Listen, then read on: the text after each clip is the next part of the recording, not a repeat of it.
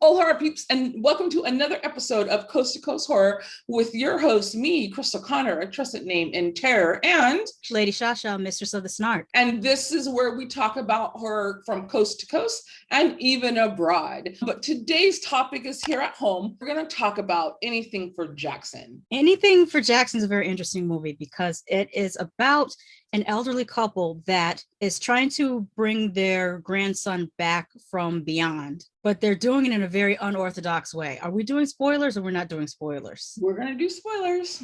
Okay, so they try to summon a demon. I don't know what that has to do with bringing their grandson back. I couldn't figure that part out of the movie, but that's what they tried to do. When I first started watching the movie, I thought that they were summoning a demon as well, but that's not what they were doing. What they were doing was they were hoping to bring him back from the dead, to use a pregnant woman as a host, so that because like they weren't really summoning a demon. What they were doing was necromancing. Because remember when we're gonna be all over the board, guys, sorry, but she started it. Yeah. My subscribers are used to me being all over the board. Okay. So they had been looking for this book and it was pretty expensive, and they ended up spending their whole entire savings on this book. So the main characters are Henry and Audrey, who are grieving. So what they were hoping to do, they weren't summoning a demon.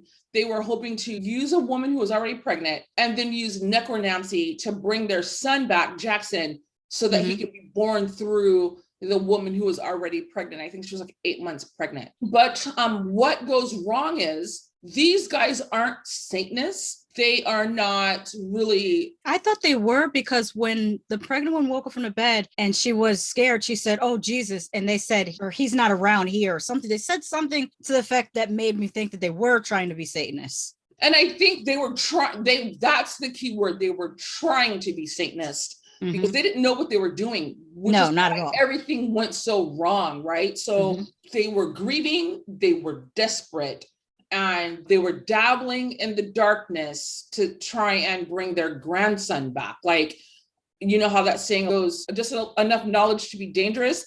This is what happened. So because they were summoning or trying to do a necromancy spell, they opened the portal to hell. And because they didn't know what they were doing, again, reading from a book that they understand, they missed some pretty important steps. So what came forth wasn't Jackson, it was something else. And so, Sasha, back up a bit. Let's try and at least start from the beginning. Well, the movie opens up like, it's so interesting because they're having breakfast and he's talking about the hem on his pants. And he says that she made one side a little too long and he doesn't want to look like one of these rap guys. that made me crack up. She said, no one is ever going to mistake you for a rap guy. But what's funny is they were playing this music that it sounded like it was like from 1912. And it's like, I know these are elderly people, but they would be listening to like Engelbert Humperdinck, Mario Lanza, like Frank Sinatra, not stuff from 1912. They aren't like that old. Whoever made this movie, that's not how old they are.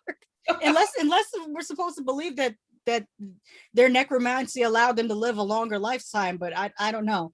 And you know what? Speaking of people who made this movie, when I posted my review for anything for Jackson, the movie guys commented on my review. They're like, "Oh my God, this should be the commercial for this movie. Like, this is the best review we've ever seen." And I'm like, "Use it." And then they started tweeting it. And then like I had a bunch of people come to my page and I was like, "What?" Oh, that's great. So that's the second review that I did where people who were in or involved or paid for a movie commented on the review. So I was like so stoked about that. But I've had that happen, but it was only when I totally trashed this guy's movie. And he was like, "Well, thank you for at least watching it." Oh man. I felt kind of bad. But I take that back. It's the third one that the direct, before I was doing them live, I was doing them as a DVD pick of the weekend. They were blog posts, and it was either the director or the writer from Red Ink, REDD Inc. Did you see that movie where the supervisor like lost his shit on his employees? Anyway, I reviewed that movie and posted it, and either the writer or the director was like, now this is an interesting review. He's like, I loved reading her comments because I wanted to know like what part of the movie she was at when she was talking about it. But he's like, this is a really cool review. So that was like way back in the day.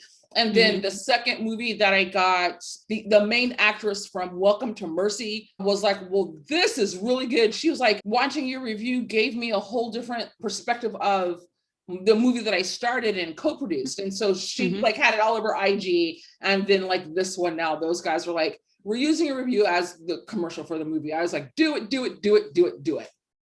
And one of the things that I liked the most about Anything for Jackson was the age of the protagonist or our main characters. They're grandmotherly. So, and it's a nice juxtaposition. I messed up that word. Sorry, guys. Juxtaposition. Thank you. Of their era and what's going on, right? So Sasha was saying that they were trying to be Satanists. And so these are an elderly couple, and you don't think, I mean, they look like grandparents. They have a nice even the setup at the beginning when she's making him breakfast and he's sitting at a table and they listen to this nice, lovely music. Then just right at the end of the scene, they drag in this pregnant woman kicking and screaming. It's like they were so calm about this abduction. Yep. And the reason I say, trying to be Satanist, so like they kidnap this girl, they tie her up, and like and they had like practiced it, right? So Audrey, after this girl is tied up and bound to the bed, Audrey reads her a note that seems like it was a hostage situation note, but she's reading it to their captive, Sharon, to explain what's going on. So on Wednesdays, like, in the middle of the day, these guys go to the library, and then downstairs in the library, they're doing satanic rituals. I was like, oh yeah, the library in the community center. Library in the daytime? Like, what in the hell are Well, technically they say anyone that's part of the community can use the community center. And that's exactly what they were and the doing. way they had the meeting set up, they had the cookies and the coffee and the side, just like as if it was like it was a town council meeting. I know. I loved how they did that. Like they made the ordinary, right? And then they just skew it just a little bit because, they're down there with their coffee. They're thinking the librarian, because there's two librarians. There's a girl with dark hair and a guy with red hair that we're going to talk about later because he's significant. And we need to talk about his comb over. Oh my gosh. He took some hair from way back here and wrapped it around his head. Oh my God. So like, they're like, things for the book. He gave them a library book that they were looking for, but there was another book that we'll talk about later. So they're all going down into the basement, eating cookies and drinking their tea. And then the next thing you know, they're all in, donned black robes. They've got black candles. They've made a pentagram. And you're sitting there like it's crazy. It's so good. Like I love, and that is throughout the whole movie, just like the very, very, very normal with the, oh my God, these guys are doing a summoning spell. Like that was so good. I love that throughout the whole movie. On your point about the protagonist being elderly, one of the things I really liked also was how they showed the wife's knowledge of technology, like how she tricked the girl into giving her a code, and then she went on the dating sites, and then even she even figured out in her head what DTF meant, like right quick. And it stood out to me because there's such a stereotype about elderly people not being good with technology and young people automatically being good. And it reminded me of when I had went to college originally, like straight out of high school. Then I left, and then I went back to college in my 30s. And I thought, me being older, that I would probably have to ask the younger people for help for this, that, and the other. If I told you how many times I had to explain to a 20-year-old or 22-year-old how to use an app or a computer program, I'm like, aren't you guys supposed to know more than me? And that is like one of the things that like sets a scene. There's a scene in there where that stereotype goes absolutely against Shannon's plans, because she leaves her phone right there, like she's tying her up, and she's like, oh, let me wash your wrist, because she's in handcuffs to the bed. And so she unties the wrist, the doorbell leaves, and I think her name is either Sharon or Shannon.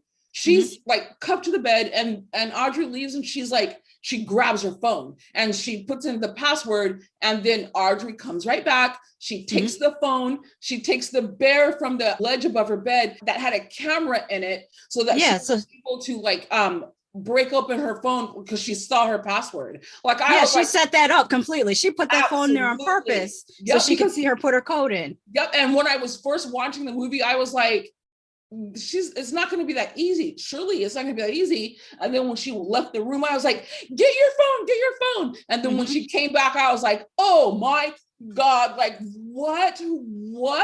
So yeah, they use their society's natural stereotypical about the elderly against their victim. It was so good. So good. Another reason why I believe that they were necromancers and not Satanists is because this book that they had found, that they, had bought on the black market of books, and they spent their whole savings account or their life savings for it. And again, this man is a medical doctor, so they have a nice fucking savings account, not like ours that has like only $7,000 in the savings, but the minute you see a couch, you're broke, right? And so she calls him at work and she's like, you've got to see this, come meet me for lunch. And they are in a park and there's this crow that's dead, and she opens the book and she reads from it, and then the crow flutters back to life. And he's like, you figured it out? And she's like, I've been doing this all day. And I was like, you're just walking around the city bringing animals back to life? Like, did you not see Pet Cemetery?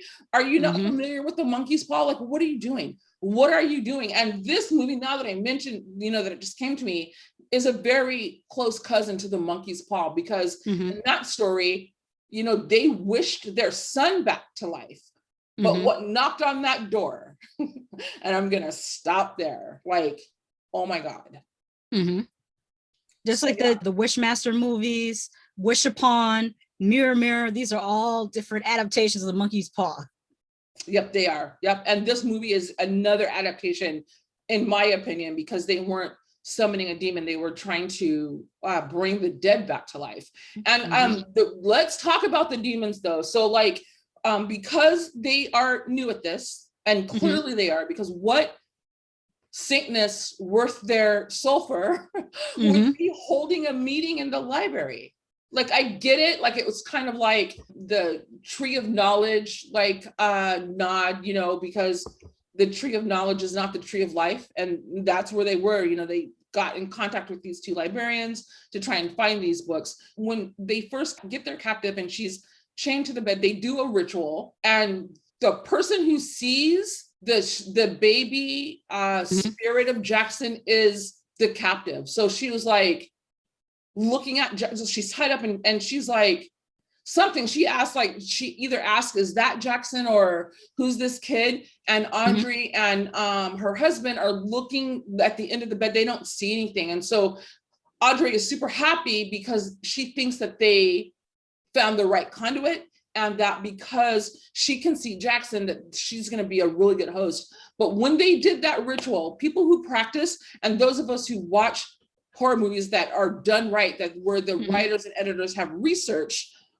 what she did not do was be very specific, and she didn't do a banishing spell. There was no salt nowhere. So she didn't do any protection spells either. Nothing like that. And so that's how, even though this movie starts off the rails, at this point, everything goes to hell on a scholarship program. I like that. On a scholarship program. On the scholarship program. Remember when, because I didn't understand this part. So the doctor is a OBGYN, or either that or obstetrician, which I think they might be interchangeable, a doctor and a, I don't know. But I think he did other stuff too, because there was another guy that ran in there. That's what I wanted to talk right about. Away. And I'm like, right. So yeah, right. We're assuming that he was a cisgender male. He could have been a trans male and had, different internal issues that he had to see that doctor for. Who knows? Yeah, it didn't seem like that at all. Yeah, it seemed like he was just regular like cisgendered male. So we're Right. like, well, what Just type a of straight man. But maybe like he was a his role in the movie was like really weird because this doctor is at work. He is an OBGYN. He's also a obstetrician because most of the people in the lobby are pregnant or couples, and so he burst in and he's like, I need to see you right now, and the receptionist is like, well, he can't see you, and so like and he seemed very either mentally unstable or possibly in withdrawal or in the midst of a drug situation. Right. So then I was like thinking maybe, you know what, he may have, I don't know, like he's got 2 scenes in the movie, but it's not really clear what he was doing. Yeah, because the first one he said, what was it? He thought he had HPV. Right. So maybe he was, I guess an OBGYN would be working with sexual health. So that makes sense. But like it was way more urgent than that. Like, I don't know. I'm going to have to like go back and watch that character again. But with everything else that was going on in the movie, he kind of like fell from the wayside once everything started to go super, super wrong. So the first thing that happened, Audrey and her husband, why can't I remember his name? Henry, do this thing where he'll be like, you were right. And she would always say, I know I am, right? So that was their little thing. So the first thing that happens is Henry wakes up and he looks over into, they have this huge ass house. Oh, another thing that they did, I'm sorry guys. Another thing that they did when they first grabbed this woman is they did a test, and Audrey's like, just be quiet real quick. We need to make sure that you can pass this test. And she's like, what test? And she takes the gag out of her mouth and she's screaming to the top of her lungs. And Henry goes outside. He's looking up at the window and he gets on the walkie-talkie. He's like, I can't hear anything. And she's screaming. And I was like, oh my God. Like, yeah, they was testing their soundproofing. Yeah, I love it. She was like absolutely trapped. Like I was like, and she was like, we're gonna go ahead and leave this off. No one can hear you screaming, so scream away. But anyway, where was I? What was I just talking about before then? About Henry was in the bed and he woke up at night looking into like their bathroom. They have a big house. Their bathroom is like kind of their bedroom, ensuite bathroom, right? And so he looks over and there's Audrey, getting ready, and he said something about what they were talking about earlier. There was a disagreement, and he was like, "You were right," but Audrey didn't say, "I know I was," and so that's the first clue that something is wrong. And so when it turns around, like that was the first demon that appeared, because no protection spell, no banishing spell, no binding spell. And so they've opened the portal, right? And that was the first monster that came through there. And I love monsters. I kind of don't like when they show the monster, but these monsters were so amazing. I was just like, oh my. I want to talk about one specific one in the IMDb page listing for like the characters.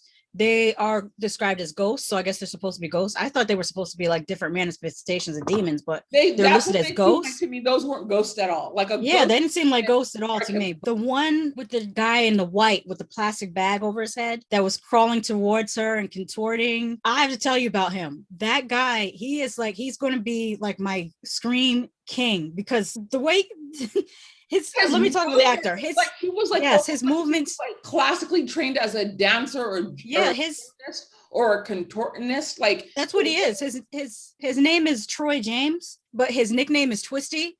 He's a contortionist, and he has starred in so many things. He was in Legion? Was he the ice cream man from Legion? No, he's black. Oh, that's right. I saw a video of him on YouTube. Yes. Yeah, he was in The Void, The Strain, Channel Zero, The Dream Door. Channel Zero.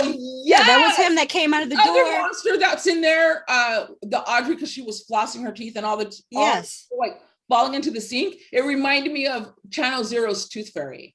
But there's another season after that one called The Dream Door, and he plays a character that's like kind of like a clown. He would make you think of a clown, but he's not literally a clown. He's a child's drawing that's come to life, like Topo creation. Oh, and he was in Scary Stories to Tell in the Dark. Yeah, this guy is amazing. Yeah, him and Javier Botet. I don't know if it's Botet or Botet. What was the monster he played? He played Mama. He played. Yes. If you saw was Wreck, he in he was in Wreck where he he came. had the hands? No, I don't know if that's him. I don't know if that's him. I know that was him in Wreck. Did you ever see Wreck or Record? Yeah, that was him Brazil, that came down. Portugal. No, Spain. Spain. Okay, yeah. I could be wrong. It could be Argentina, but I thought it was Spain. But I know it's in Spanish. But he was La Nina Mediera, and he was the crooked man in The Conjuring 2. Oh, yeah, the monsters in this movie. Those two dudes, they're like that's the new Kane Hodder and Robert Englund. You see a monster, it's one of them two dudes. Yes, yes. Oh my God. So yeah, so that was the first monster. The second monster that Audrey encounters is the trick-or-treater. And I was like, why do we, because like at first it's a normal looking kid. And I'm like, why is there a trick-or-treater? Because it's December, it's snowy. I'm not into the whole snow environment, so I don't know if there's snow on the ground during Halloween season. I've never seen a movie where they were trick-or-treating in the snow, so I could be wrong. I know I have been trick-or-treating in the snow, but I'm from Connecticut, and that is a thing that has happened before. It's not common. Usually we don't get snow until November, but every once in a while you would get snow in late October. See what I mean? And it kind of sucks because you have to put either your winter coat over your costume, or if you can fit it under your costume, it's freezing outside, and it's not fun. So yeah, so it's not normal for it to be snowing in October, and so it's snowing where they're at. And so I'm like, when I first saw that, I was like, why do you have a trick-or-treater during Christmas time? But it's not a trick-or-treater, it's another demon. And I'm not going to call these ghosts, because I saw that too. I was like, these are not ghosts. They're not ghosts at all. They are manifestations, like what you just said, manifestations of demons. One of the things, everyone always nods to the original. Or they could be poltergeists, because poltergeist is a form of a ghost, but it's more of a unsettled spirit. But it's still the name poltergeist really means loud ghost or noisy ghost. It's still not a demon, though. What's another term we could use? Well, they're not ghouls, because ghouls are actually. I'm calling them demons. I watched way too many occult movies. I love possession movies. I love anything religious. These are demons. Nope. I don't know why they call them ghosts. Even the police officer? Yeah, no, she's not a ghost. So. Okay, speaking of the police officer and the guy who was coming to shovel snow, what I was about to say is a lot of these movies always nod to the originals.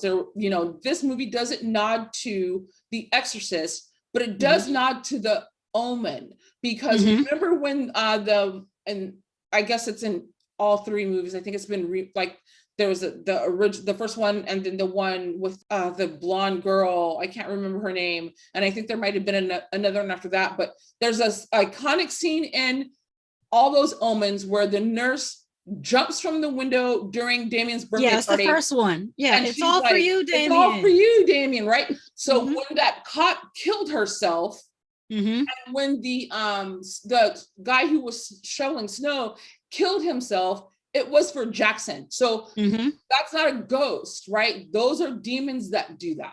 And they needed those blood sacrifices. And then once they killed themselves on that property, they couldn't leave. They had to keep doing it over and over and over again. And let's go ahead and talk about this snow kill, because you're the one who loves gore. I was like, That was all right. I liked it.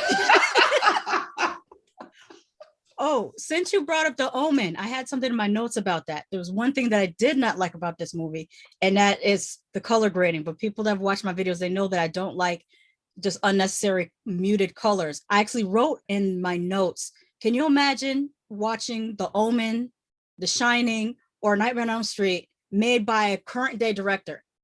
They would have drained all the colors out of it, and it just, like, can you imagine the elevator doors opening up and it not being a vibrant red blood coming out of there?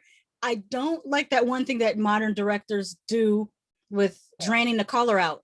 It doesn't make the movie any scarier, and it only works in certain situations. And I could think of two situations where it worked. In Saw, it worked because it wasn't throughout the whole movie. It was only during the bathroom scenes. And the bathroom scenes, you were meant to feel kind of grossed out Gross by and the bathroom. and But the other crazy. scenes outside of the bathroom were regular color grading. And the other movie it worked in was the Babadook. But what they did in the Babadook was they didn't apply a filter or mute the colors in post-production. They just painted the house and decorated the house in muted colors, so that when they filmed it, you could see that the house is in muted colors, but the people's skin and everything still looks normal. And that was more so to represent the emotional state of the mother. Just like going off of what you're saying, when they were outside, it was bright, but it was like overcast. And in the house, even though the house was big, the windows where most of the action was taking place, the way the house was situated, because it's a big house in an urban setting, it's not that much light coming in, right? So maybe that's why they I'm not talking about the light. I'm talking about the actual how they desaturate the colors to make them look less vibrant than what they would look like in real life. And I've noticed this being a trend in like late 2000 horror movies, like from 2015 to now. I don't know why they do that. It just makes it look matte. Yeah. Like And versus matte polish versus like high gloss polish. Yeah. And a good example, like when you think of The Omen, you think of it not being super colorful because of the color scheme that was in the movie, but those were the actual colors of people's clothes in the house. It wasn't a grayed out or browned out filter. It was just like sepia or Ludwig. The sepia. Oh, I hate every time they make a movie and they say, "Oh, we're going to Mexico." It's suddenly yellow. Have you been to Mexico? You see the water in the sky in Mexico. It's very blue.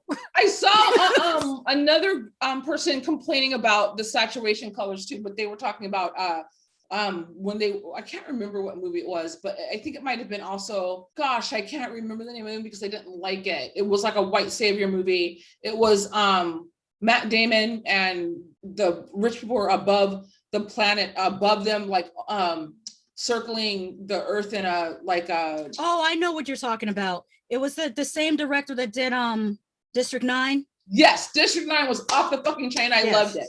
It'll always be fuck Matt Damon, because he said that diversity doesn't belong behind the camera, just in front of it. So right. And that's one of the reasons why I didn't like that movie, was because, and he's in LA, everyone is brown, he's the only person there. And so these guys created the technology that had him go up to the space station. Why didn't they do it themselves? Like, you know what I mean? Exactly. Like, that movie could have been told without him. And that the whole scene is yellow in LA, but when you go up to the space station, it's bright and it's vibrant. And the person that was complaining about that color grading, when he was also talking about how film directors film in Asian settings and they have that yellow filter, it subconsciously reinforces negative stereotypes about the people who are indigenous to the environment of that film. So we have Los Angeles, it's, way in the future. Matt Damon is the only white person there. It's yellowy. And so that like conveys like the stereotype of like, they're, we're dirty, we're,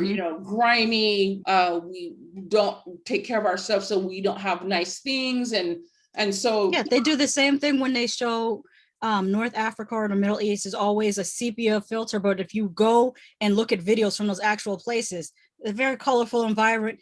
It's not very just modern, very. Kenya was the second country, I think, after Dubai to have driverless taxis, which you get in, you put in your how you're doing MapQuest or Google Maps, and it drives you to your destination. Like it's a smart car. I don't know about that. I'm going to jump in an Uber. I need someone to be driving, holding on to the wheels, right? So I'm not like a fan of changing technology, swapping out people with technology. Like there's some things that people still need to be doing. Driving a car, I think, is one of them. So yeah, a lot of the commuter trains in different, I know, I believe it was in Western Africa. I'm not 100% sure of the countries, but it was like 3 different countries that have these brand new commuter trains that are like amazing. And then when you compare it to the subway system in New York, and there's subway cars that are older than me. still riding the tracks in New York. And I'm like, why are these trains this old? Right. So sorry guys. We have to talk about American infrastructure. If we talk about how old our bridges are, you'll really be scared. That's a real horror movie. Right. So yeah, that was I don't know who was talking before we went on to the color scheme. Oh, because of anything for Damien. So there's a snow scene that I thought was pretty vibrant because of the red dripping all over. So let me, I know that we've jumped ahead. Let me back up a bit. So they tie Sharon down. They open the portal. They are starting to have people come, or demons. They're not ghosts. They're not. I don't care.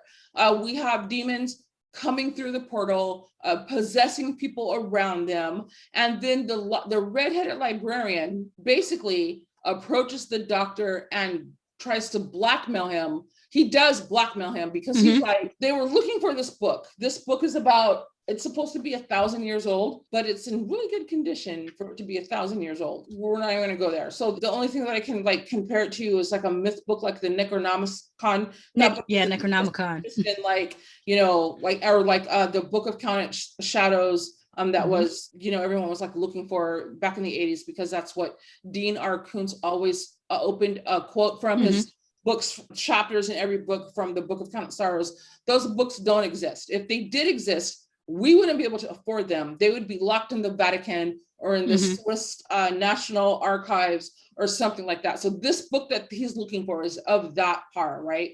And he ends up finding it. And so I don't know how the redheaded demon child, because out of the group, like when they're doing their Satan rituals and they're like meeting in the basement, it seems like no one's really taking it seriously except for Audrey and Henry. But then we find out that this redheaded kid is about that life. Like he is full on hell Satan, kill everybody in his name. And so he finds out that they found the book that they were looking for, like, it was a myth book, but he was like, you know what, you guys messed this up. Oh, so that's how he found out. Like, so Henry goes to him in the library. He's like, hey, I need a book for this because, they didn't do a banishing spell, but he's not really sure why these demons are coming through. So he goes to the redheaded kid for help. And then the kid is like, I know you have that book and I'm not going to help you unless you give it to me. I want to see what you did. Take me to your home, show me what you're doing. And so he's like, okay, like they really don't want anyone in their house. And so he's afraid that he's going to fuck it all up because like they've really captured someone. There's a pentagram at the bottom of her bed. They've, black candles always burning, and they bring him home and he's like, I will help you, but I think he said like 50 grand and this book when it's over. I'm not going to help you at all. And so they have to agree. They're like, okay, this is not what we signed up for. Right. I like the way he said it. He was like, well, I don't have a lot of money and you guys obviously have more. So I'm going to need $10,000. Yeah, that's exactly that. And so Audrey and Henry are just like, but then they reason with themselves. Like, okay, if this kid can help us, then we'll have Jackson back and he can have that fucking book. We don't even care. We're really not about this life. We just want our grandkid back. Right. And so they agree. And so lo and behold, this guy, he tries to rip them off. So he goes home. He's like listening to like another stereotypical thing about like when people think, oh, he's a Satanist. He's down in his mom's basement, rocking out to heavy metal. And so all hell is breaking out in Audrey and Henry's home. And this kid kills his mom, right? Because he's like, here we come, Babadon. I've been your faithful servant. I have the book. I'm coming to like lick the bottom of your feet. So he kills his mom. He kills a couple of other people too. The black-headed girl from the library is safe. He goes back to the house. He decides that he's going to just kill everybody and take the book. But another demon has come through the portal and poor little redheaded kid, things don't go according to plan. And I'm happy that he got what he deserved, because I'm happy that what happened to him, because first of all, you're really going to try and like strong arm someone who's summoned demons from the netherworld. And he was like, when they were reading from the book, and that's another thing that kind of goes back to a little, you just know enough to be dangerous. He's like, this is what you read is not what you think it is. He's like, you got the translation wrong. And so that's one of the things that was probably why that portal opened, because they really didn't understand. Like when they're sounding out, when they're reading from the book, they're sounding it out. Like, it's like okay, good. So they don't even know the words, but it's not in English because it's like in the angel's tongue. And so like they're sounding it out, they're Google translating, and they're like, oh, this is what it means. And he's like, that's not what this means. Like, he's like, you guys really messed this up. And if you want me to help you, this is what has to happen. So when he gets back to the house to collect his book and $10,000, yeah, no, that's not what goes on at all. So I like the part where he cut his feet and he was like walking, but the way he cut his feet, the blood was making the signs of upside down crosses on the ground. I thought that was a pretty good scene. He was really, really, really, really about that life, but like not learning from Crawley, he was about that life too. And look what happened to him. Like, are you kidding? And so let's go back to the kill scene from the guy and from the lawnmower guy. So he looks up and like, cause they're like trying to figure out how to get this guy off their property. And when he came back the second time, he kind of like annoyed me. I was like, what are you doing back here? I think he was just trying to get paid. I think they could have gotten rid of him by just paying him, just saying, here, I'm going to pay you in advance. Come back in 2 weeks. Right. Yeah. Because obviously the guy, one thing about that couple was they only thought about what they wanted and they didn't think about what the people around them are going through. They didn't even really think about Jackson. Because say this worked and you got him back and he's a baby. But you're 80 years old. How are you going to remember? He was like walking around playing with. Yeah, but he would have been reborn as an infant. Yep, you're right. I'm sorry. You're right. You're 80 years old. How were you going to raise him? Right. Would you make it to his 10th birthday? Like they didn't think things through. And with their lawn care person, if they could step out of their wealthy bubble, they would have noted this guy obviously is going through something. He needs the money. Usually a dude that old is not going to be shoveling snow unless he really needs the money. That's kind of a younger person's job. Right. So and he did need the money, remember, because his wife left him and took the girls. And so he was like, I don't have any place to stay. And I was just like, just pay him. You want him to go away? Just pay him. So they have, how did the cop get involved? Oh, that damn ass receptionist. No loyalty whatsoever. So let's go back. She was an idiot anyways, because she's sitting there, a dude is flipping out in the middle of the office and she's like, I need to know whether such and such.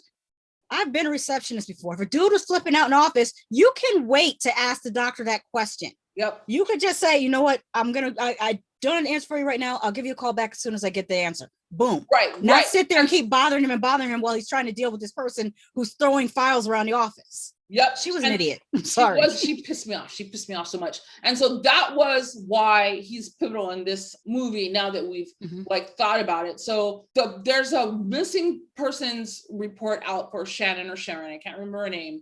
And the cop is like trying to trace her steps. And so she talks to the guy on Tinder and she was like, did you meet with her? You guys were set up. And he was like, she didn't show. And so then she's tracing her, going backwards to try and find out where she was. And then she found out that she had an appointment with the doctor.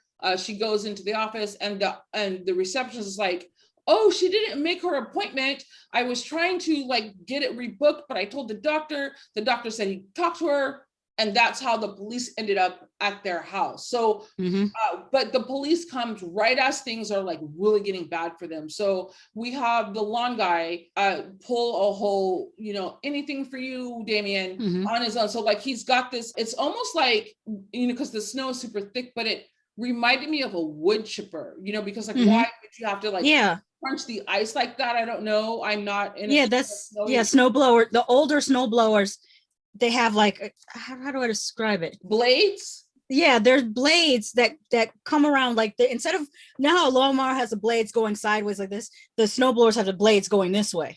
Okay, so all right. It kind of breaks up the hard snow and then in order to blow it out of the way.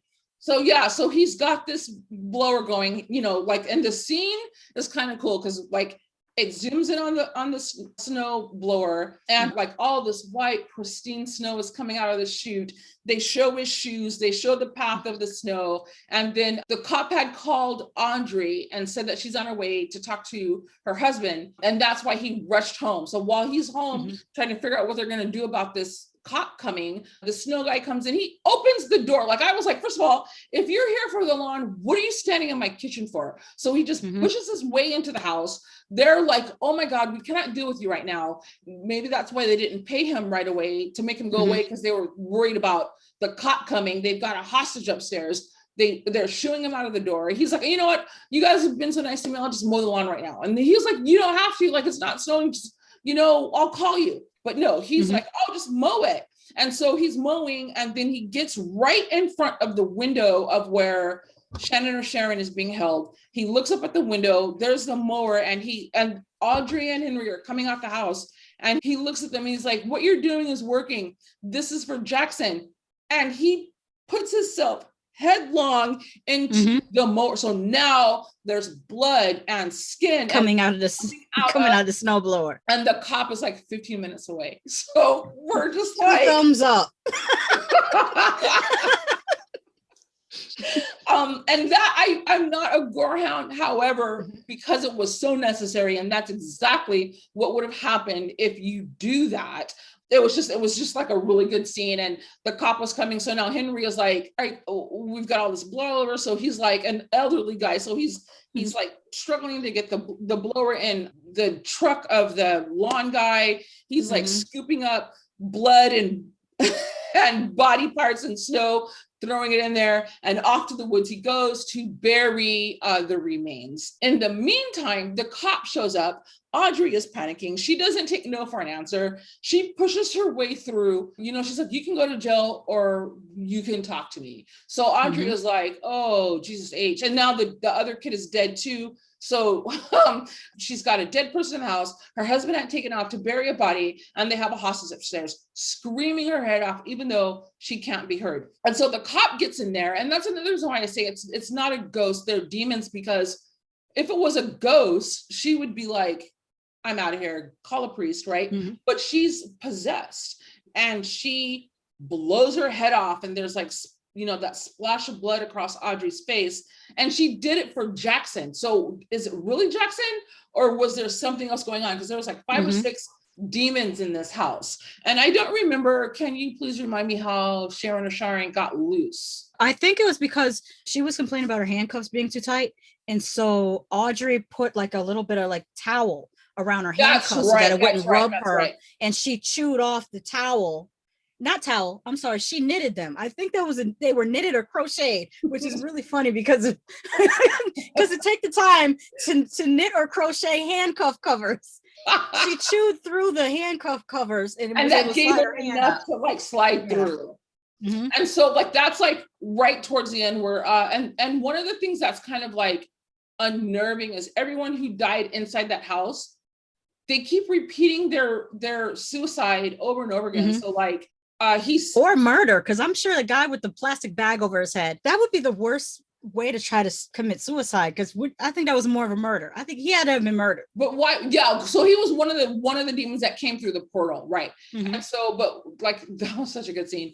But not Audrey, the cop and the redheaded stepchild, they died in the house. So they they show up right before the moment of when things go wrong, and they do that over and over and over again. So for some reason, Henry is sitting at the foot of her bed to try and keep her awake. The cop comes in, shoots herself, and then leaves out. And he's like, I hope that happens to you for the rest of your life. And so Audrey and Henry are starting to get to the point where they know they're not getting out of this. And so I think right before Audrey died, she either helped her get all the way escaped, or it might have been Henry, but she's like, run for your life, because like we really messed this up. We just wanted our grandson back. And so she kind of made me mad though, because when she's leaving through the house and these entities, they're not only are the people who killed themselves in the house re-killing themselves over and over again, there's also demons. So she's like coming down the stairs, looking around, because there's the tooth fairy.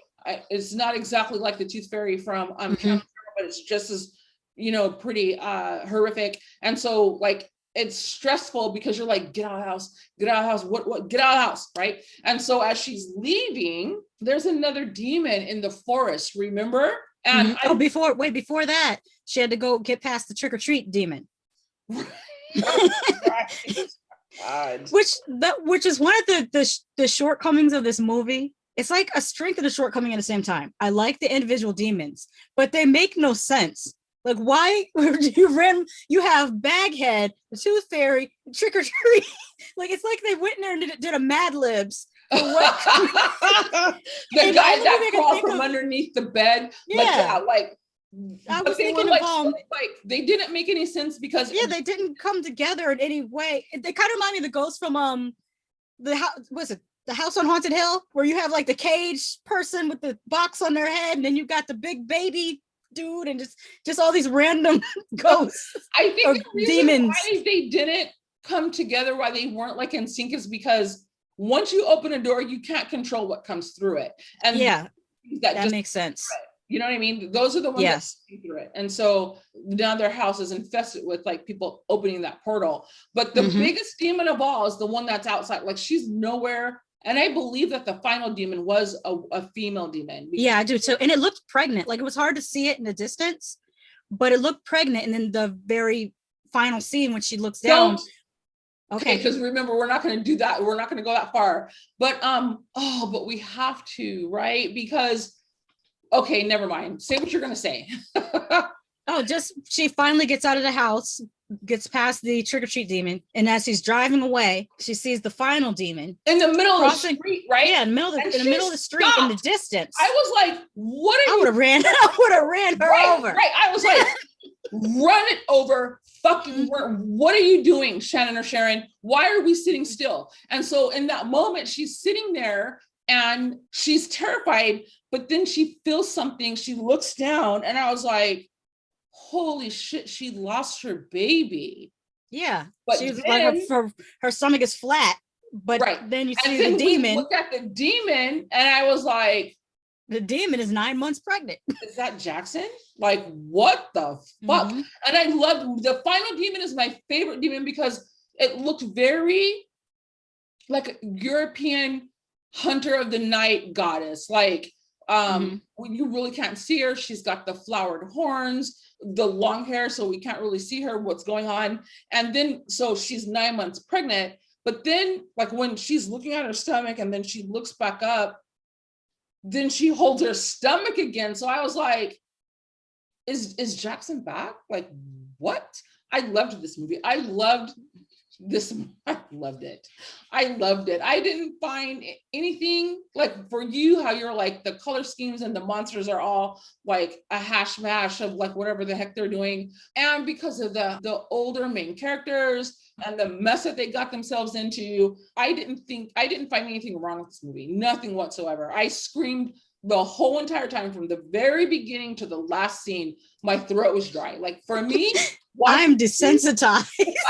I must be desensitized as hell, because I was watching this dude crawl from underneath the bed, and he's twisting and turning, and I'm like, oh, that's cool. I know, but I when I watch the movies, I let myself be submerged in them. And I think horror movies is a participation sport. So if I'm screaming my head off, the more I scream at a horror movie, the more fun I'm having. Yes. And like I said, I screamed the whole entire time, not like, but like, what the fuck are you doing? Like that, right? And so because I did that nonstop and my throat was hurting and I was just like blown away at the end, and I'm not really sure what exactly happened. Like, I was like, so what? Oh my God, what? And I rewound like the last 15 minutes over and over and over again. And I was just like, what? Oh my God, what? And so, yeah, I mean, it was so fun. This movie is so frigging fun. They did a lot of stuff wrong, but it only added to the layers of everything that went wrong. And I didn't find anything wrong with this at all. I loved anything for Jackson. I loved it. And the people who created the movie loved my review. So I didn't dislike it. I would give it, like, if I was grading it, I would give it a B+. It's not at all a bad movie. My only gripe, like I said, was just, the color correction thing. That's a pet peeve of mine. I don't know when I'll ever get over it. I didn't notice it. Like, even though I do pay attention to how directors use shadow and darkness, as elements in the movie, I haven't noticed the color scheme. Like even when I was watching the Matt Damon hero. Matt Damon tries to get healthcare. That's what it's called. Yeah, if you're watching this review, put in the comments what movie we're talking about. We should do that because there was another time we did that. every episode. Guess what movie we're talking about? It's called Matt Damon tries to get healthcare. What movie is it called? And so like I didn't notice the color scheme until I read about it, and I was like, oh, like, you know what I mean? When I was reading the blogger and he or she was complaining about how they use color to reinforce negative stereotypes, you know, up until then I just never noticed it. And because I just don't notice the filter unless it's like super, super obvious, I just didn't notice it in this one. So, but you did. I thought of another movie that I like despite of the color grading, and that's The Ring. The Ring is so green and blue, but I got over it. Original?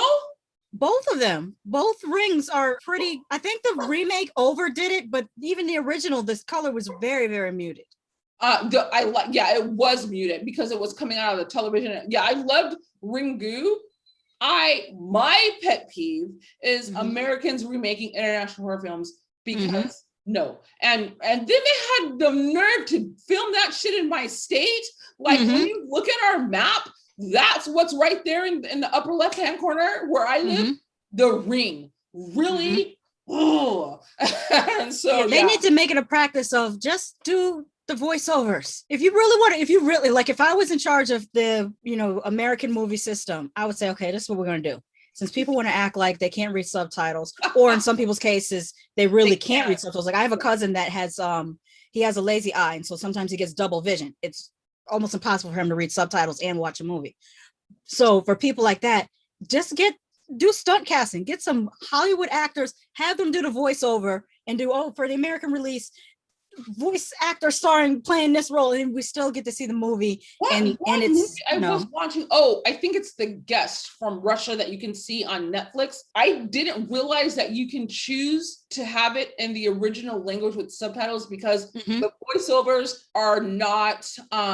Sometimes they're not good, and sometimes they're varying levels. Like sometimes they're bad. With The Guest, it's really good. Like I didn't notice that it was a voiced over until like I started paying attention to the lip sequence, and I was like, wait a minute, is there an option? Because if there's an option for me to listen to it and it's a native tongue, I'm always going to choose that option. So like there are really good. Did you say that one was Russian, right?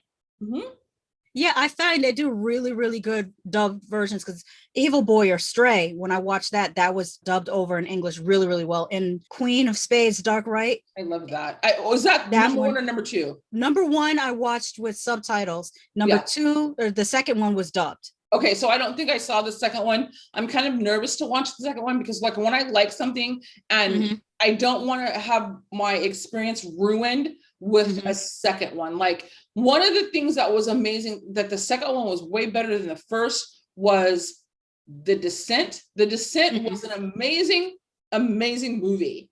Yeah. It pissed me off at the end. But number two, there was a scene in number two where I stood up and I was cheering, and I watched TV at home. And then for Saw, the second Saw was way better than the first. Third Saw, I was like, dun. But then after that, I was like, nope, I'm not watching anymore because they are just dragging out, trying to get every single dollar out of that franchise that they can. And in my opinion, and because I'm an author too, I also live by this. A writer needs to know when to stop. Yes. Like they just need to know when to stop. Like another series, a sci-fi series I was watching from Russia was about a whole life-size robot that it's kind of like iRobot, but the robots are like human looking. They have, you can't tell that they're a robot because some of them don't have feelings, but this robot had feelings. So they're more like a cyborg? Yeah, they have like a human, human everything, right? Yeah. And so she could remember things, and she had emotions, and she was this. Oh wait, no, I'm sorry, I said the wrong word. Not cyborg. Cyborgs have some human tissue. Android. An android. Android. Yeah. Yes. Yeah, she was an android. And she was as good as, remember that movie? Oh my God, why can't I think of it? It's the one where it's like this kid that was kind of like working for him, kind of like Facebook, and he won a Ex Machina. So Ex Machina. Yes. So my favorite scene is when Homeboy had his discotheque in there and he was he's dancing with the androids.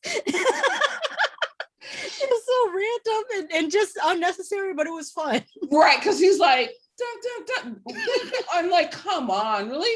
And so like this robot from that Russian, this android from that Russian series is on par with the final android from Ex Machina. And so Ex Machina. Now, anybody watching, never ever make fun of how people pronounce things, because it shows that they learn the word from reading it. When you learn things from reading and you don't hear them aloud, you don't necessarily know, or you don't remember how to say it. I've said so many words wrong that I read in books, but she used it the right way. She knew what the hell it meant. So that's what it does. And I knew what she meant. That's like, what's one of the things that I'm super self-conscious about, because not only some words that I pronounce, even though I know what it sounds like, they don't come out right. And so people are always like, what did you say? And so I'm super self-conscious about that. And like when I'm invited to read from my own work or speak in public, I get super nervous because I'm afraid that I'm going to mispronounce a word. But the coolest example of what you just mentioned, I did not read Homer's Odyssey until I was 28 years old. I was working on a ship, and the deckhand was, I was like, I need something to read. And he handed me this book, like it was, I swear, it was like this size. The pages were falling out. He had them held together by rubber bands. And I read that book and I gave it back to him.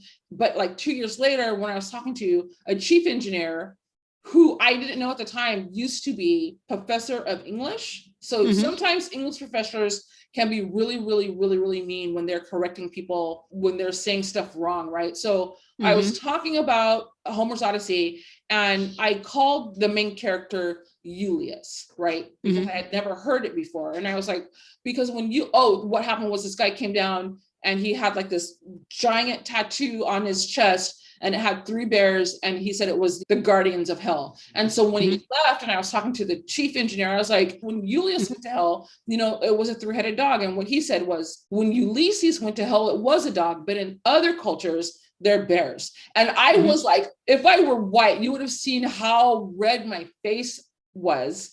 Even though you can kind of tell, I was so uncomfortable and so embarrassed, but at the same time, he just glided right over that. He didn't break the conversation. He just repronounced the word correctly. And so like, even way before I was like a published author and doing public speakings, I was always very self-conscious about the way that I pronounce words, because sometimes I just don't pronounce them right. And people are always like, where are you from? Are you from the West Indies? I'm from there, but like generations back. I'm in the United States. I'm in the United States. So yeah, I'm so glad that you're like, no, dude, that's not how you say that, even though I said it twice wrong. So back to what we were talking about. Well, I tried to do it in a way that it wouldn't come off as like offensive, because I don't want anyone ever to feel like when they're speaking, if they mispronounce something, that it's, such a horrible thing, because if you're using it in context, you know what it means. And it shows me that you read it. You read that. That's how I know you read it. And it wasn't just told to you. Right. Oh, so like, thanks for that. Here's a little heart. But like in that series, what long way around, we took the scenic route. It's English dubbed, but you can't tell, because you can once like maybe the 5th or 6th episode in, you're like, oh, this is subbed or dubbed. But then it's okay, because it's so good. Like the voice actors are like really with the emotion and like they're like, it's everything. They're just not on screen. So like if you, like you were saying, if you were going to be in charge of American movies, you would use dub actors. Yeah, just get famous actors to overdub it. Like, okay, right. This is what we're gonna do. We're gonna re-release The Host. Okay, remember that movie? That was and so good. And Will Smith is gonna play the father. Scene in The Host is the park scene. Mm-hmm. where it comes out of the water and everyone's on the like the banks Yeah. there, and like everyone loses their mind. I was like, oh my God, that's so crazy. But I was saying we'll have Will Smith play the father. No, you can't do that. It would be funny as hell. No, who would you cast as the voice actor for the father? What about homeboy from Malcolm in the Middle that was on Breaking Bad? What's his name? Ooh, I forget his the name. father. Yeah. I Yeah, can't yeah. even see him anymore without thinking of Breaking Bad. And I watched. I didn't watch the whole entire season. I started watching it on like a Labor Day because you know how Labor Days are those like really weird 3-day weekends where they do like marathon of it. And so I watched like the first season in a marathon. But then after the holiday ended, I was doing other things, and so I just didn't stick with it. But yeah, I think that he would be a really good choice. Yeah, just do that. Don't make an American remake. Just re-release the movie in the US in its entirety and just get voice actors. Right. Yeah, I like that. So yeah, I like this movie. I think we both did. She's giving it a B plus. I'm giving it, because my rating systems on my channel is 5 stars. This is getting 5 stars. I loved it. I loved everything about it. Like I loved everything about it. I thought it was enjoyable. I would say definitely watch it, especially if you like movies like Pyewacket, which was, if you've seen Pyewacket, you know what I'm saying. It's really, really, really creepy. What was the other one we said that? You didn't write it down? I did. Dark Song. Dark Song. So yes. The reason we are saying that these are the movies that are like, you know how when she does her channel and it's like, if you like this, you'll like this. These 2 movies, A Dark Song and Pyewacket, also deal with people who are conjuring demons and not knowing everything they need to know to do it as safely as possible and get the outcome that they're looking for, even though summoning demons is not safe whatsoever, even if you do everything seems right. Like I don't, you know what I mean? Don't try and do what you see in a movie, because like even like for my trilogy, the Spectrum trilogy, there is a lot of occult things going on. And because the magic comes from the West Indies and Haiti, and that has filtered down to New Orleans. When I was researching the magic for these stories, I was interviewing like my mom and my grandmother and my great aunts. And so one of the things that one of my aunts was saying, she's like, when you write this in your book, you need to change everything and you need to not do this exactly, because what your witch is doing is extremely dangerous, even with her being as knowledgeable as she is. She's like, you don't want some guy, reading your book and thinking it's like a challenge to do the same thing. Yeah, I read that the ritual that they did in A Dark Song is a real ritual. It is. They did not change it. Did you happen to see this movie or hear about this movie called Spell? We talked about it. Yes. So the one where the guy was flying back home for his dad. Yes. I was watching that with my grandmother, and I think I told you this before. My grandmother's from New Orleans, and we were watching a scene where I can't remember the actress's name. She blew that. Yeah, she blew the dust, and my grandma was like, "Oh yeah, you can get that dust from such and such tree," and I'm like, "Wow!" She told me stories in New Orleans. She said they have people in New Orleans that can, as she put it, put roots on you that'll make you bark like a dog.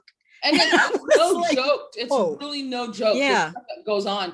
And so in my series, I have a disclaimer. I'm like, look, you guys, this is not for you to be doing. This is for entertainment. And if, in case you try and do something based off the spells in this book, you're going to get it wrong. And if you get it wrong, you might make it worse. And lo and behold, like 6 or 7 years after that series was complete, I got an email from some random person asking me how to conjure whatever they were doing. And I was like, no. Are you kidding me? I just see that Simpsons gif in my head. I'm gonna need you to go ahead and log off now, baby. Yeah, so like it's just like, and I guess that's kind of how people in these movies end up in the situations that they're in, because people do try it. Like that's what Andre and Henry were doing. Like, and that's what the girl from Pyewacket and even Veronica, her cousin from South America. Oh yes. They were Veronica doing stuff that they either saw about or heard about or looked online. Magic is a big deal. Magic there's a cost. I don't care if you call yourself a good witch or a bad witch, or if you are practicing in the dark arts, it costs. And so one of the most amazing movies I've seen when where people were using magic. It was in Scotland, and I believe the movie is called Outcast. And a family of gypsies, the woman left with her son, and the dad is looking for them because he wants the son back. And so they're using magic. Both of these people are using magic to track one another down or block one person. And when you see them performing these rituals, it shows how taxing it is to perform this type of magic. What you're doing is you are altering time and space. You are manipulating someone else's behaviors, and it comes with a cost. The Outcast, I think it's from 2009, before 2010. It's a really, really good movie about, like, I was blown away watching that. And so the Outcast, so like, you know, and any practitioner will tell you, this is stuff that you can't dabble in. Like with the skeleton key, when she was up in the attic and she does this little ritual and she's like, okay, I'm safe. And she's like, nope, what you did is make sure you don't leave that circle. Again, and this woman in the skeleton key had been practicing for hundreds of years. Do not dabble in this stuff, because even though, like I know that we were supposed to be talking about the entertainment of a movie, people get in trouble with this stuff. People really get in trouble with this stuff. And it's not a joke. Playing with these Ouija boards, it's not a game. Don't do it. Like, just watch these movies and live vicariously from these guys. Like, why would you invite that into? And I know someone might write in a comment, oh, well, Ouija board is just a game. It was from Parker Brothers, whatever. Before Parker Brothers made them, they used to make tables. They would carve those letters and numbers into a wooden table and use it as a spirit board before it was turned into a game. Yeah, it's not a game. Just, yeah, it's not. Like, and I'm sure, like, I'm sorry, I am gonna get slammed for what I just said here, but like, do what you want. Hey, you want to conjure some shit and have it happen to you? Don't say we didn't warn you. Right, like, do what you want. You're an adult or like a teen. Just... wasn't there a Facebook story like that? There was a girl that she posted on Facebook that she was trying to conjure something, and then like something 2 weeks later. Yeah. It's no joke. It really is no joke. And like, they were calling, like, so, and that Facebook post, some of you guys comment below if you know what we're talking about. It started days before because the threads blew up. So she had been planning on doing this ritual. She posted it online. Other practitioners are like, what the fuck are you doing? And so then they were going back and forth. They're like, oh, you know, you don't know. Okay, this woman is a descendant of Druids.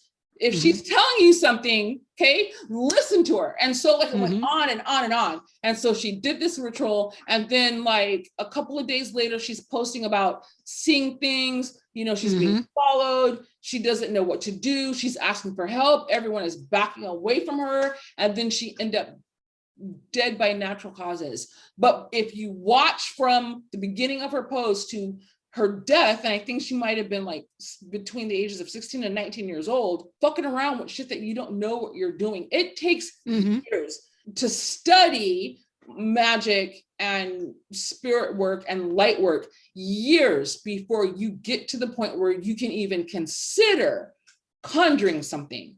And even then, most people don't. And there's a reason for that. There's a reason for that. Go watch The Serpent and the Rainbow. That's based on a true story. He has left all the way to Africa, came back to New York, and they were like, did you think you were safe? I thought it was in Haiti. Maybe I haven't seen that movie in a long, long time, but I thought he was in Haiti. He was in some black populated place, you know, some black tropical place, and walking around, and he's like, I'll just go home. So, you know, F you. And they're like, really? You have no idea. You thought many ancestors, and we will get you. Okay. You can be touched. So, you know, this movie was amazing. We loved it a lot. But even the stuff that's going on right now, there's people running around in America trying to bite people on the face. And that's I heard in my mind someone saying, that's not of the Lord. That's not the way of the world. Popped into my head. But there's something wrong. Like I'm gonna call them zombies. There was one that the biggest one that you guys heard about is probably the homeless man that was biting the other man's face off with the bath salts. Yeah, there was another one in Florida where it was some public official's daughter. She was in her garage and some random person just ran up and tried to bite her face off. Then you have the lady in New York that the guy asked her if she want him to buy her some wine. She was like, no, thank you. And then he attacked her and tried to bite her eyeball out. And I'm like, this is not normal behavior. This is not, and that, I don't think they have bath salts in New York yet. I think they might be blaming this stuff on bath salts, but it might be some other stuff going on. Yeah, you need to, like, what's that quote from the Bible? Do not dabble in the darkness. I think it's from, but I'm not going to go that far because I know a lot of people are not religious. So I'm not going to, like, ram that down your throat. But what I do want to ram down your throat is don't, just, you know what I mean? Like, my family, I come from a long line of practitioners. They take it very seriously. And they've been practicing longer than I've been alive. Don't think that just because you saw something on Instagram that you're going to do it too. Don't think because you've read the darkness that you're going to do those spells, because. And that goes for TikTok too. There's a section of TikTok now that call themselves witch talk. Be careful, the little young baby witches. Don't just do stuff that you saw on the internet. And then, like, what was that whole thing about the baby witches trying to hex the moon? First of all, what? You don't understand that? No. First of all, you need to learn about feminine energy, number one. If you learn about feminine energy, you're not going to want to do nothing negative to the moon. Like, what's wrong with you? Not only is the moon a celestial body, it is a goddess. And speaking of feminine energy, there's nothing meek about it.